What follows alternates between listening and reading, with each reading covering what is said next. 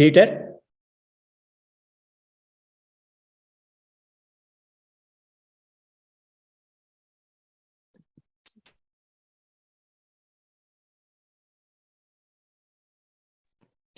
Mohanji, I don't see Peter on the Zoom call.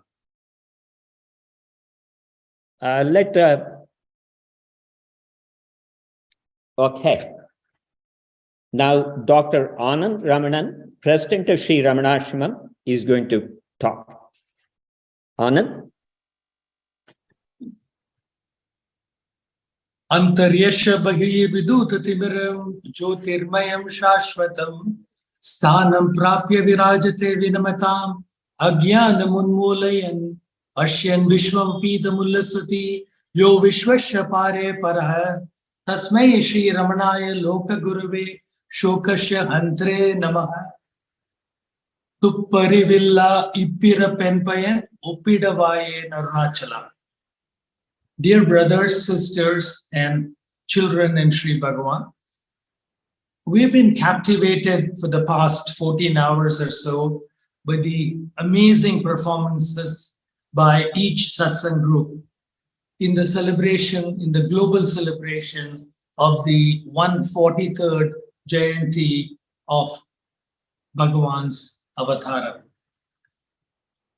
This was flawlessly organized and executed by Arunachala Ashrama.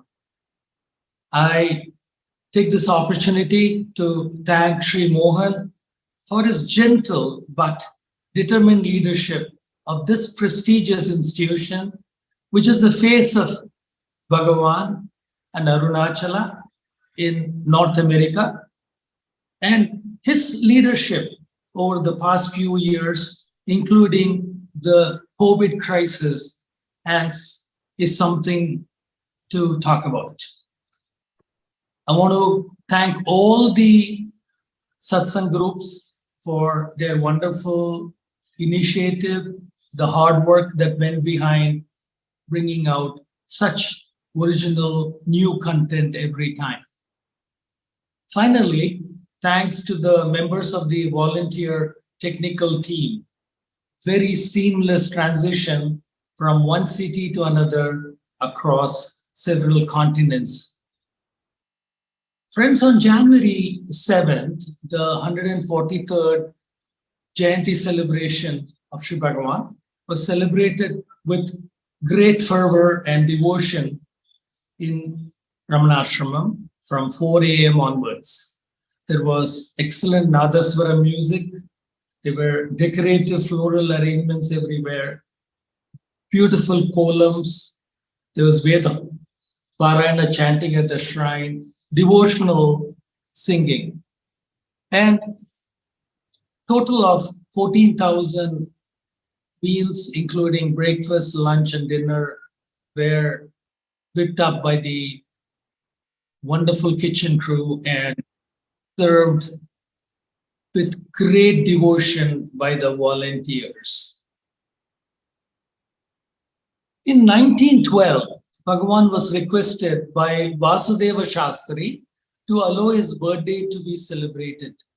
Bhagavan used this opportunity to compose a verse to convey a message to bring us all out of illusion into reality.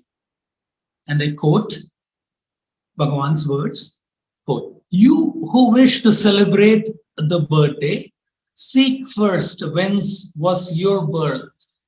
One's true birthday is when one enters that which transcends birth and death, the eternal being." Friends, what was his teaching by this verse? What does it mean, seek first whence was your birth? Aren't we all aware of who our parents are and the date of our birth? Yes, but that is the birth, that is the date of the birth of a body, and the parents are bodies from which this body is born. However, are we this body? If so, we will surely die. What did Bhagavan do as a youngster of 16 when faced with certainty of immediate death? By a deep inquiry he discovered forever that he was not the body and he never was born and would never die. That was his true birthday, when he entered that which transcends birth and death, the eternal being. He was reborn as a spirit immortal. The illusion that he was a body in time and space died on that day.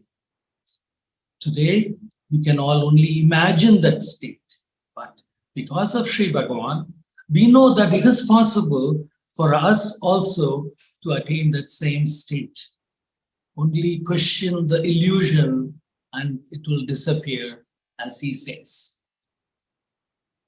To seek oneself and merge in the self, that is wisdom, Bhagavan says. How to seek oneself? Bhagavan instructs us the inquiry in every situation. To whom is this happening? Who am I? And constantly keeping our attention on the I, or the aham. Gradually, our mind loses interest in the magic show of the world and our own self grows stronger. The concepts about the world, ourselves, God, which binds us, our true selves, to the bonds of illusion, are weakened by this frequent, persistent questioning. By persistent inquiry, ignorance will vanish and wisdom dawns.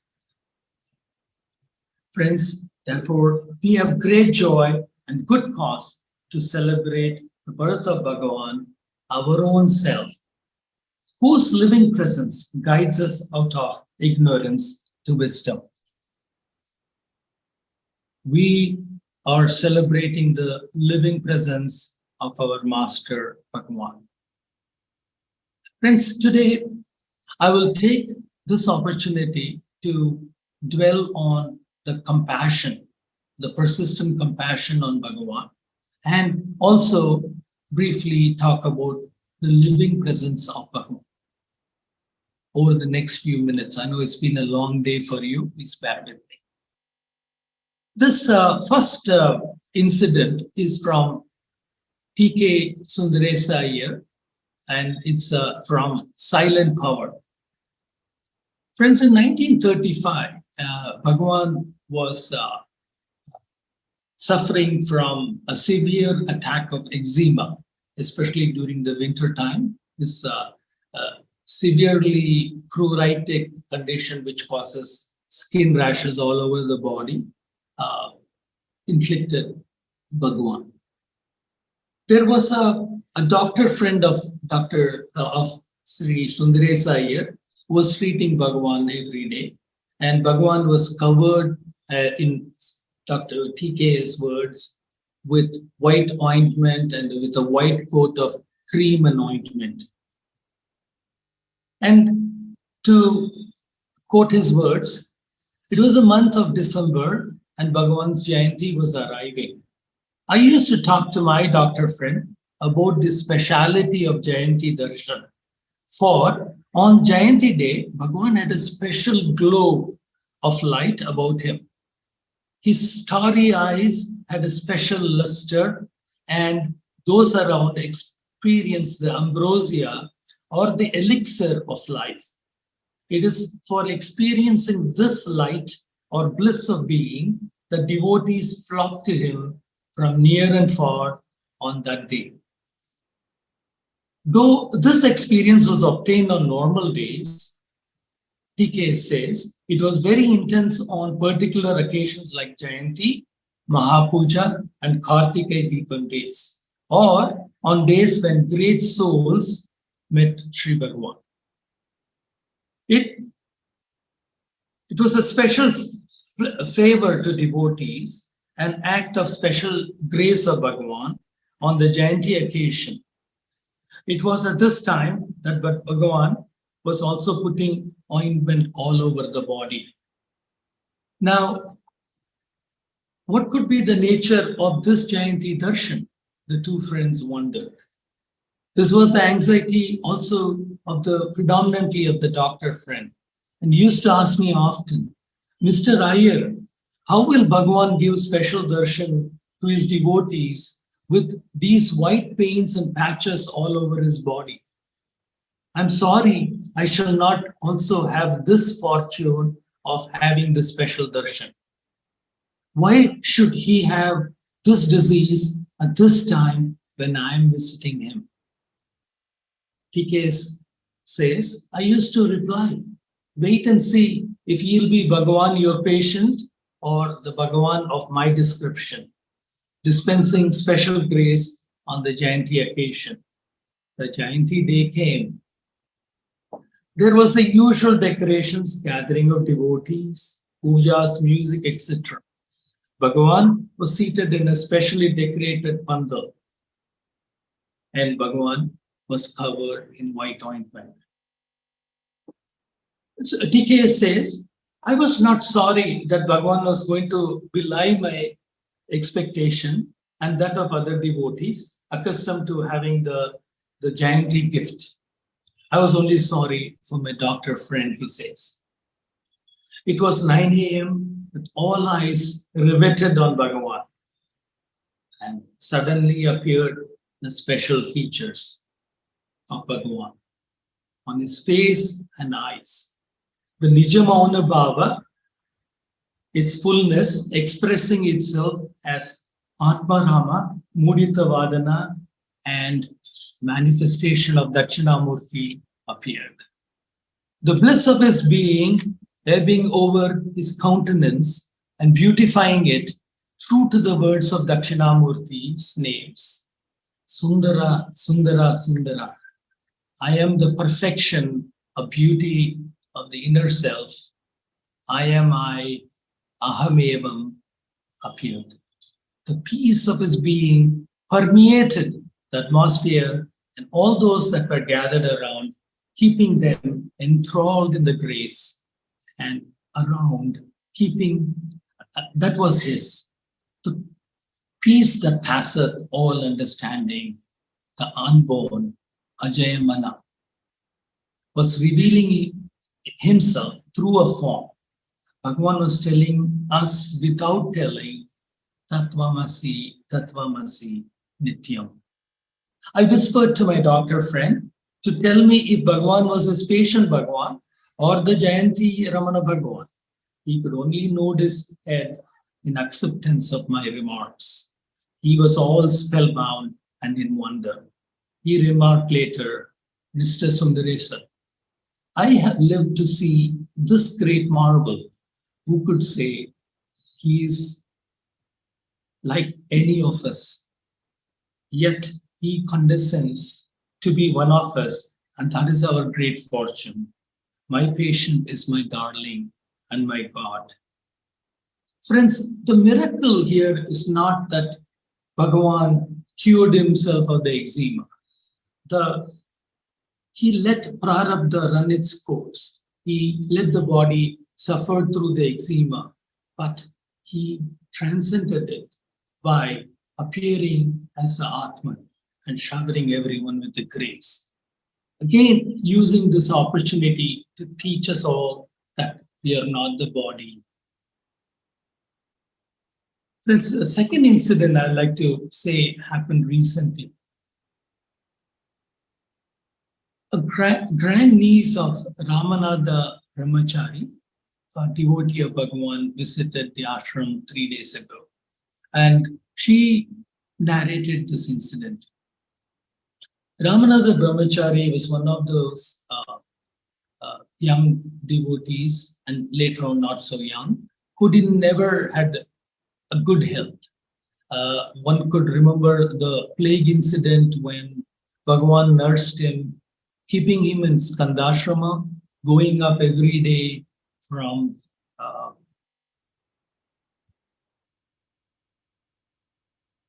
Pachayamal Koil and to nurse him to health. Later on, this devotee developed a severe form of tuberculosis, which necessitated him to go to Chennai to be with his brother. Now, this is the grandfather of this pleasant lady who came the other day. Now, this brother was a sub-registrar working for the British government and who had to be on tours and was never at home most of the days. Now, sometime in late 1930s or early 40s, in the morning, around 5 o'clock, there was a knock at their house, and the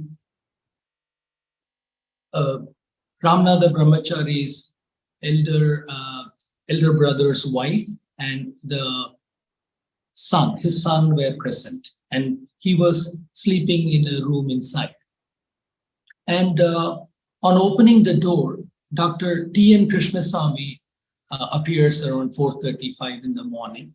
And on questioning why, he says that he received an instruction from Bhagavan to go on this particular day at this time, carrying some money to give to the family.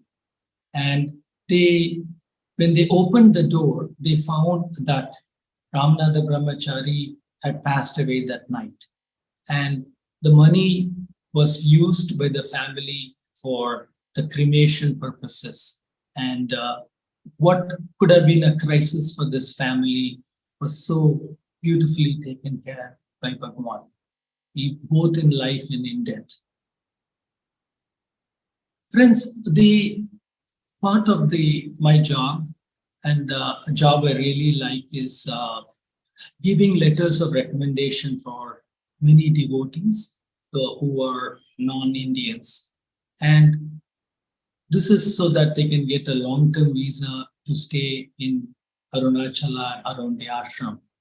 And what moves me, and talking to each one of them, is, and there are devotees as old as in their 80s. The first one I can remember, it first came to Arunachala in 1960.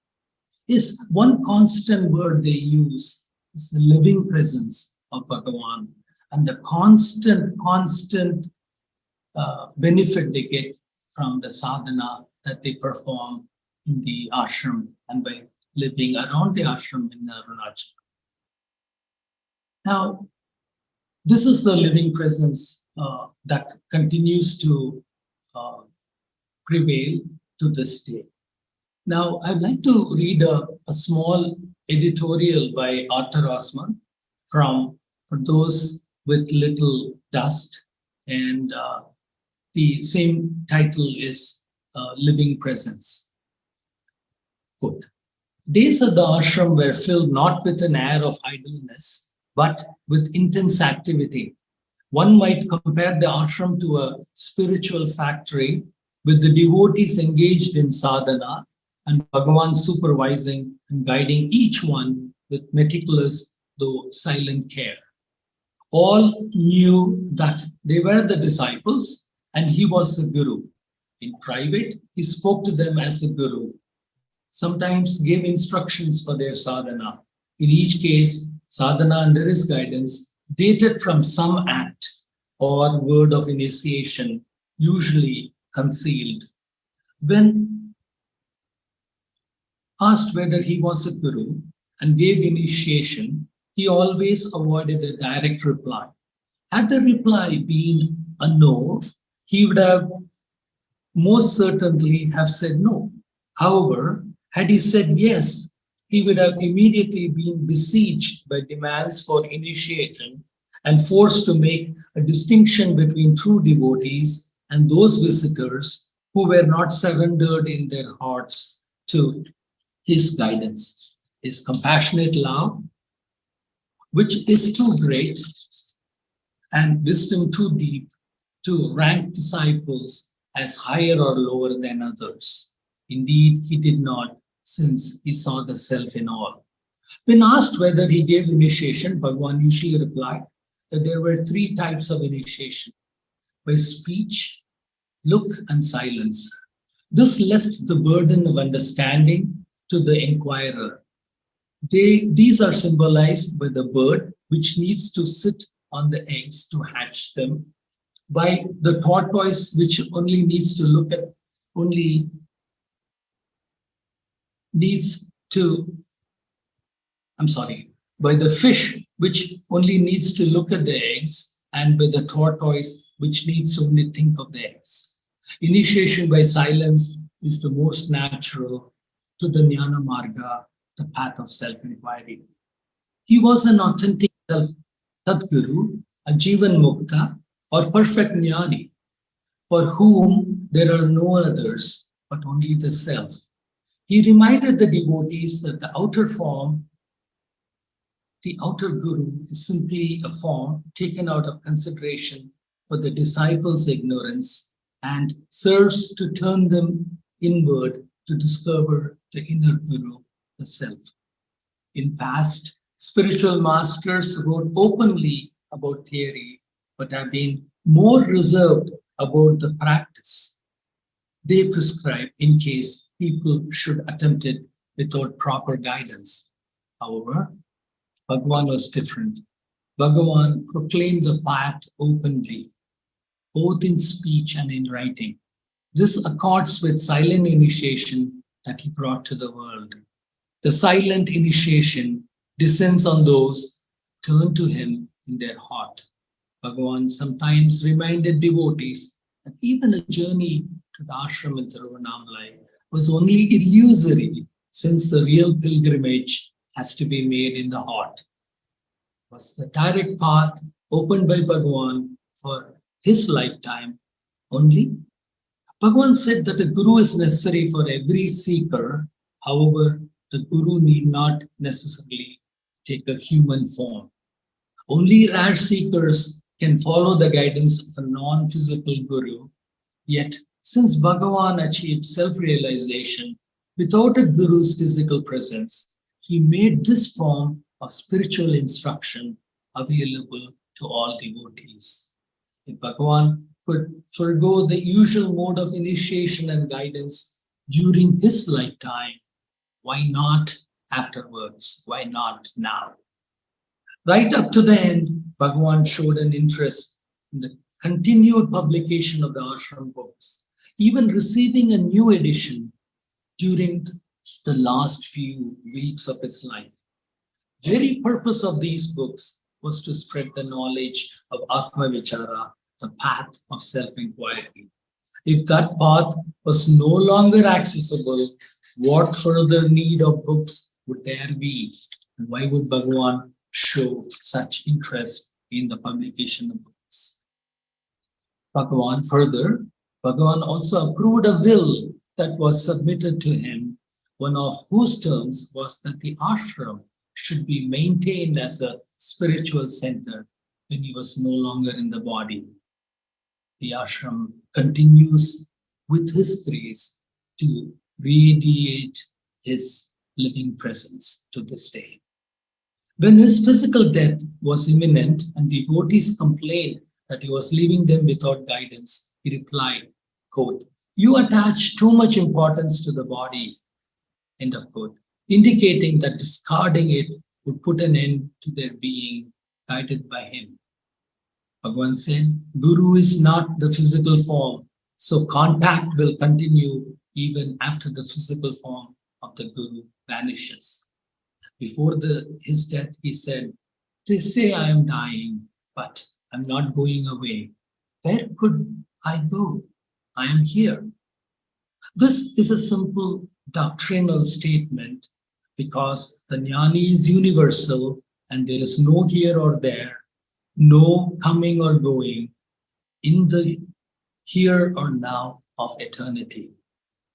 Though we may leave him through our lack of awareness, he cannot leave us, for he is the self. Friends, I'll quickly like to mention that this is the centenary of Sri Ramanasramam's foundation. It was founded in 1922 to overlapping to 1923.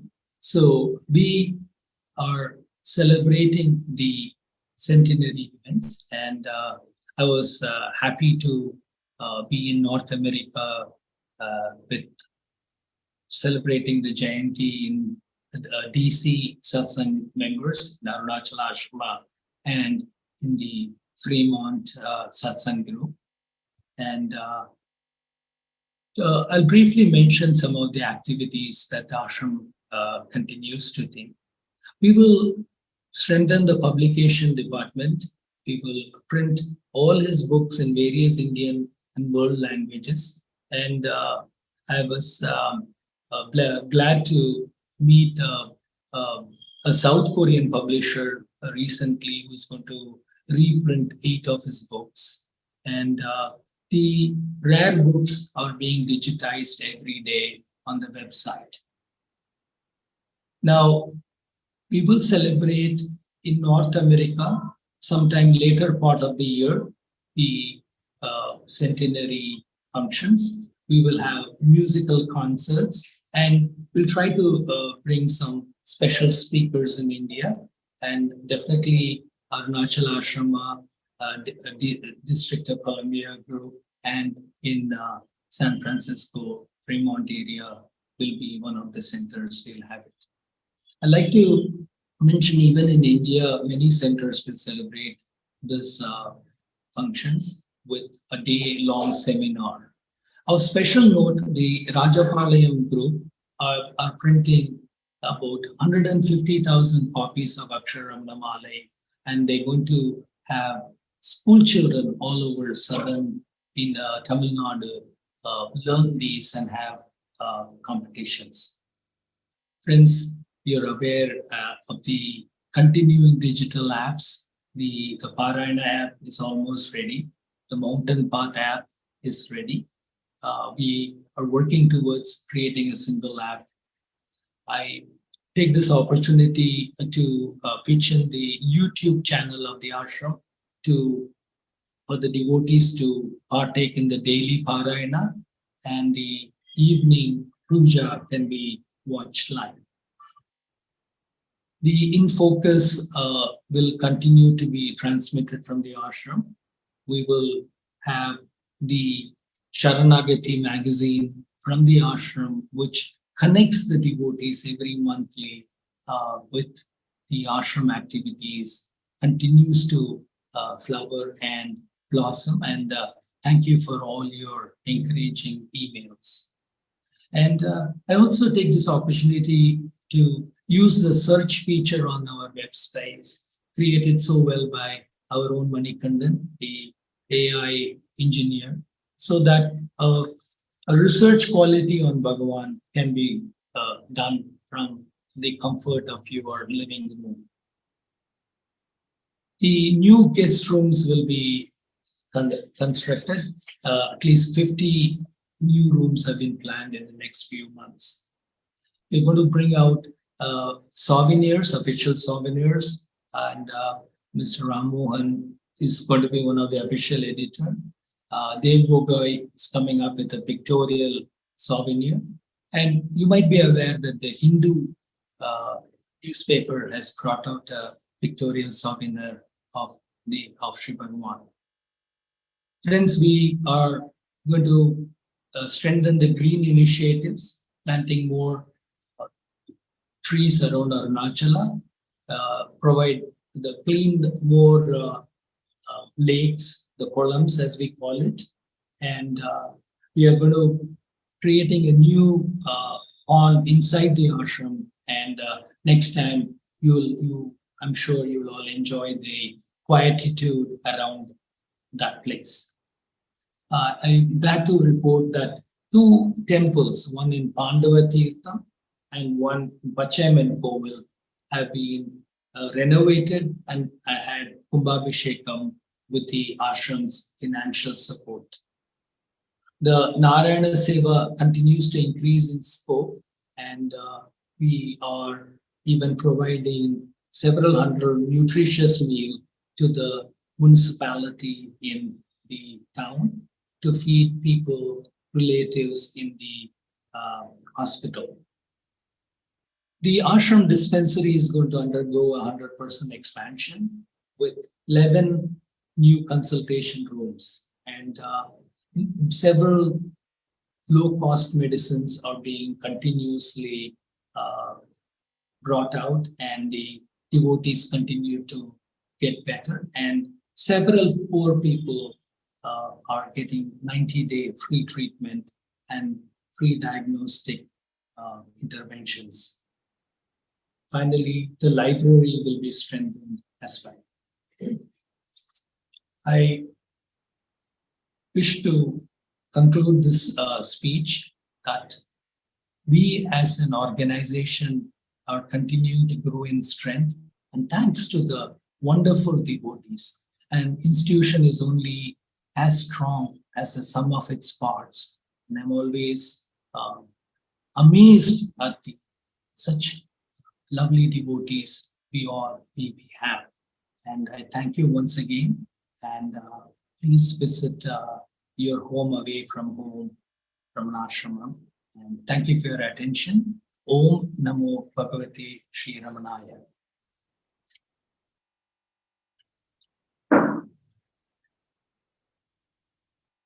Thank you, Dr. Anand Ramanan. Now, Sushila Mami is going to chant the Sharanagati.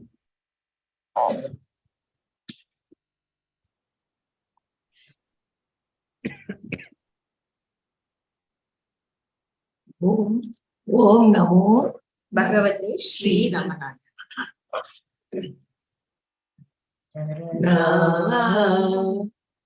Gati Sarana Gati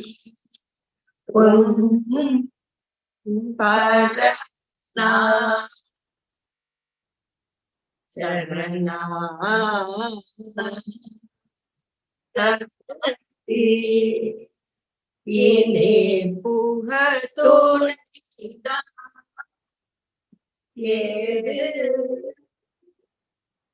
Ni Ilbogala Ini Bogatunayna Yede Ni Gala Sarana Gati Marana Deepa Aruna Nirai Ramana Smarana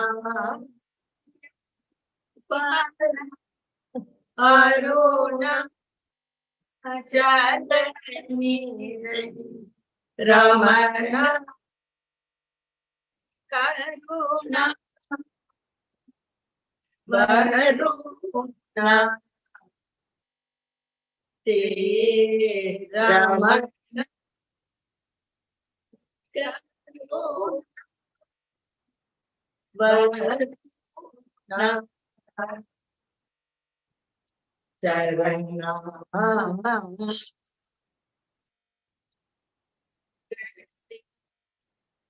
Tarunam Yede Panro Un Karunai Ino Kade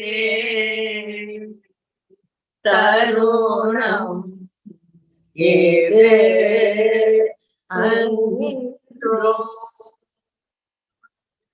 Karunai Ino Kare Kara Harana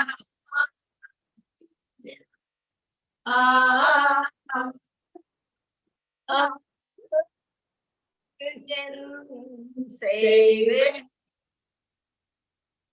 Kala Harana Kidil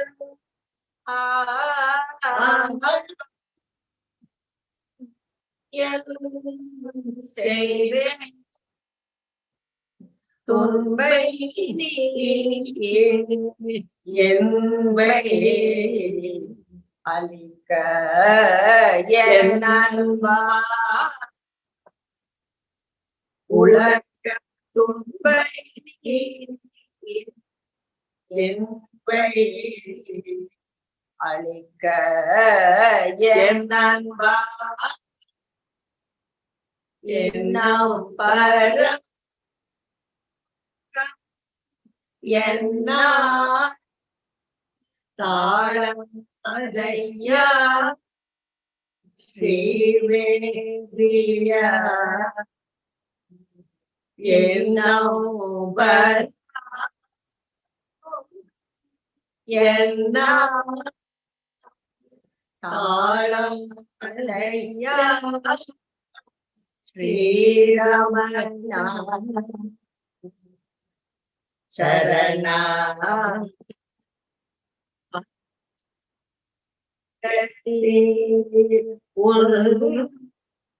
பரணா சரணா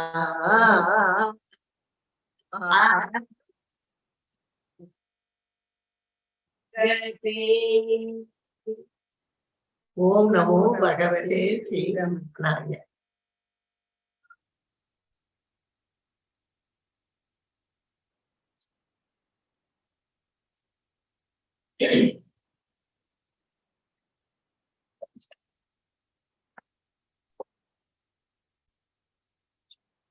Thank you, Sushila Mami and Nitya.